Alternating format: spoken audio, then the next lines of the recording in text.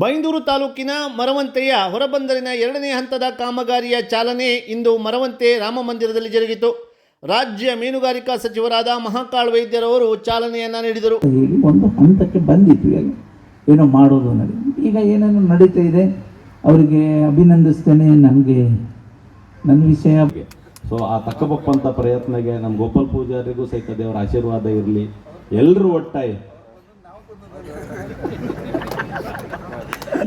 ಅರೆ ಏನು ನಿಮಗೆ ನೀವು ಹೇಳೋದಕ್ಕೆ ಹೇಳ್ತೇನೆ ನಾನು ನೋಡಿ. 3,000 ಕೋಟಿ ಅನುದಾನದಲ್ಲಿ ನೀವು ತಿಂಗಳಿಗೆ 50 ಕೋಟಿ ಎವರೇಜ್ ಬಂದಿತ್ತಂತ ಲೆಕ್ಕ.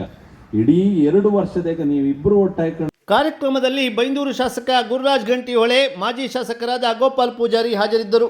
ಕರಾವಳಿಯಲ್ಲಿ ಅಕ್ರಮವಾಗಿ ನಡೆಯುತ್ತಿರುವ ಲೈಟ್ ಫಿಶಿಂಗ್ ಹಾಗೂ ಬುಲ್ ಟ್ರೋಲ್ ಮೀನುಗಾರಿಕೆಯ ಬಗ್ಗೆ ಪತ್ರಕರ್ತರು ಕೇಳಿದ ಪ್ರಶ್ನೆಗೆ ಸಚಿವರು ಉತ್ತರಿಸಿದರು. ಈ ಲೈಟ್ ಫಿಶಿಂಗ್ ಬಗ್ಗೆ ಸ್ವಲ್ಪ ಹೇಳಿ, ಯಾಕಂದ್ರೆ ದೊಡ್ಡ ಮಟ್ಟದ ಪ್ರತಿಭಟನೆ ಮರವಂತೆಯಲ್ಲಿ ನಡೀತು. ಯಾರಾದ್ರೂ ಒಬ್ಬರು ಏನು ಕೇಳಿದ್ರೆ ಹೇಳ್ತೀನಿ. ಈ ಲೈಟ್ ಫಿಶಿಂಗ್ ಮತ್ತೆ ಬುಲ್ ಟ್ರೋಲ್ ಬಗ್ಗೆ ದೊಡ್ಡ ಮಟ್ಟದಲ್ಲಿ ಪ್ರತಿಭಟನೆ ನಡೀತು. 3 ಜಿಲ್ಲೆಯ ಕರಾವಳಿಯ ಬುಲ್ ಟ್ರೋಲ್ ಬಂದ್ ಆಗಿದೆ, ಬಂದ್ ಮಾಡಿದ್ದೇವೆ, ಮತ್ತೆ ಮಾಡಬಾರ್ದು ಅಂದೇಳಿ ತೀರ್ಮಾನ ಮಾಡಿದ್ದೇನೆ. ಲೈಟ್ ಫಿಶಿಂಗ್ ಇಲ್ಲಿ ಮಾತ್ರ ಅಲ್ಲ, ಭಟ್ಕಳನೋ ಅಥವಾ ಹೊನ್ನಾವರನೋ ಅಥವಾ ಉಡುಪಿನೋ ಅಲ್ಲ, ಇದು ಇಡೀ ದೇಶದಲ್ಲಿ ನಡೀತಾ ಇದೆ. ಬೇರೆ ಬೇರೆ ರಾಜ್ಯದವರು ಬಂದು ಇಲ್ಲಿ ಲೈಟ್ ಫಿಶಿಂಗ್ ಮಾಡ್ತಾ ಇದ್ದಾರೆ. ಅದು ಏನು ಹೋಗಿ ಹಿಡ್ಕೊಂಡು ಬರಲಿಕ್ಕೆ ಕರೀಲಿ ಇರೋದಿಲ್ಲ. ಅವರು ಎಷ್ಟು ಹೊರಗೆ ಇರ್ತಾರೆ ಅನ್ನೋದು ಮೀನುಗಾರರಿಗೆ ಎಲ್ಲರಿಗೂ ಗೊತ್ತಿದೆ. ಎಷ್ಟೆಷ್ಟು ದೊಡ್ಡ ಬೋಟ್ ಬರ್ತದೆ ಅನ್ನೋದು ಗೊತ್ತಿದೆ.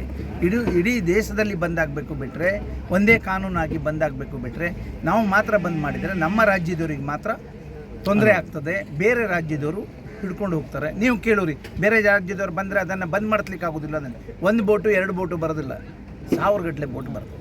ನಮ್ಮಲ್ಲಿ ನಮ್ಮ ರಾಜ್ಯದಲ್ಲಿ 6,000 ಬೋಟ್ ಇದೆ ಅಂತ ಹೇಳಿದ್ರೆ, ಬೇರೆ ರಾಜ್ಯದಲ್ಲಿ 8,000 ಬೋಟ್ ಇರ್ಬೋದು ಅನ್ನೋದು ಯೋಚನೆ ಮಾಡಿ.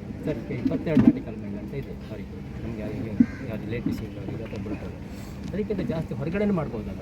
ಅದ್ರ ಒಳಗಡೆ ಮಾಡ್ಲಿಕ್ಕೆ ಬಿಡಲಿಲ್ಲ, ನಾನು ಮಾಡೋದು ಇಲ್ಲ. ಹೌದು, ನೀವು ಹೋಗಿ ನಿಮ್ಮಷ್ಟಿಗೆ ನೀವು ಒಬ್ಬೊಬ್ಬರು ಒಂದೊಂದು ಕಾನೂನು ಮಾತಾಡಿದ್ರೆ ನಾವೇನು ಮಾಡೋದು? ರೂಲ್ಸ್ ಪ್ರಕಾರ ಮಾಡಲಿಕ್ಕೆ ಕೊಟ್ಟಿದ್ದೇನೆ ಬಿಟ್ಟರೆ, ರೂಲ್ಸ್ ಬಿಟ್ಟು ಯಾವುದನ್ನು ಮಾಡಲಿಕ್ಕೆ ಕೊಡೋದಿಲ್ಲ. ಭರವಸೆ ಇಷ್ಟೇ. ನಾವು ಇಡೀ ದೇಶದಲ್ಲಿ ಎಲ್ಲರೂ ಸೇರಿ, ಬೇರೆ ಬೇರೆ ರಾಜ್ಯದವರು ಎಲ್ಲ ಸೇರಿ ಒಂದು ಕಾನೂನನ್ನು ಮಾಡಿ ಇದನ್ನು ಬಂದ್ ಮಾಡುವಂಥ ಕೆಲಸ ಮಾಡಬೇಕು. ಮಾಡದಿದ್ದರೆ ಮುಂದಿನ ದಿನದಲ್ಲಿ ಮೀನುಗಾರಿಕೆ ತೊಂದರೆ ಆಗ್ತದೆ ಅಂತೇಳಿ ನಾನೇ ಹೇಳಿದ್ದೇನೆ. ಉಲ್ಟಾ ಹೊಡೆಯುವ ಸಚಿವರು ಅಲ್ಲ, ಹೊಡಿಸ್ಕೊಳ್ಳೋ ಸಚಿವರು ಅಲ್ಲ.